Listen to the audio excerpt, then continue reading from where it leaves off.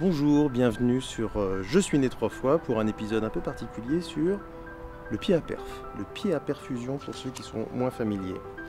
Alors je vais lire quelques pages toujours de Je suis né 3 fois. Aujourd'hui il était prévu que je sois de mariage à Grenoble.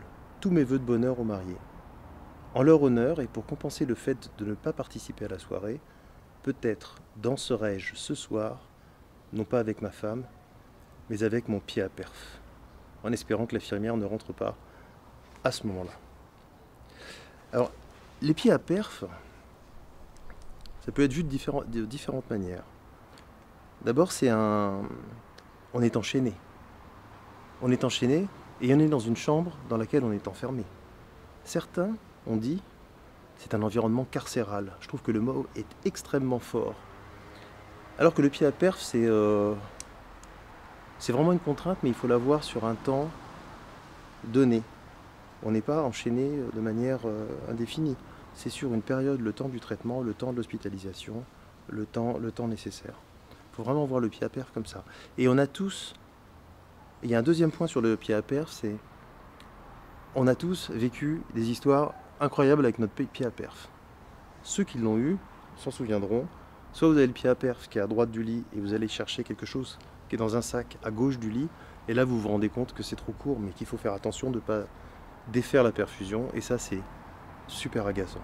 C'est super agaçant d'aller jusqu'aux toilettes qui sont à 3 mètres avec le pied à perf. Tout est agaçant parce que tous les gestes sont liés au pied à perf. On est complètement ensemble et on n'a pas voulu.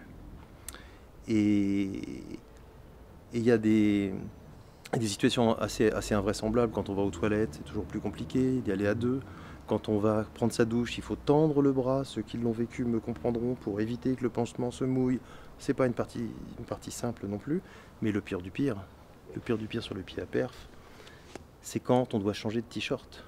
Alors vous retirez votre t-shirt, vous vous rendez compte que là, il faut passer une première poche. Alors on passe la poche dans un sens et on croit que ça va être très très simple de le repasser dans l'autre sens pour le remettre un t-shirt. Et là commence la galère. On met on met la poche dans le sens où on a compris qu'il fallait faire. Déjà, on a eu plein d'hésitations avant de comprendre le sens. Et ça nous est tous arrivé. On commence à s'emmêler là-dedans.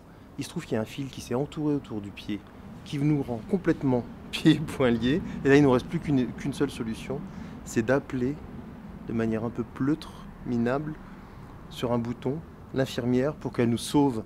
Elle qui a vu ça 1000 fois et qui s'en amusera même pas. Mais nous, on est complètement minables, attachés à notre truc. Donc ça nous est tous arrivé, je crois. Et moi, ce que je veux dire là-dessus, c'est que c'est une vraie galère d'avoir un pied à perf. Même quand on se tourne la nuit, on fait attention de ne pas arracher le truc. Mais il faut le prendre avec le rire, quoi. Il faut le prendre avec le sourire.